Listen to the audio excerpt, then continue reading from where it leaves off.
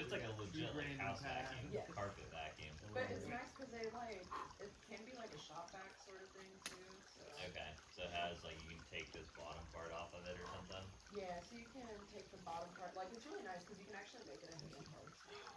Nice, yeah. Cool. Oh, that's a battery and charger. You get the tool. Oh yeah, the tool only. $1.99. That's not bad. I've still got like the old Walmart shark vacuum. That was like $40. You there.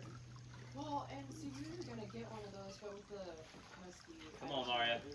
Nice, dude. Nice. Oh, good work, man. Yeah. That was Fucking sick. swing.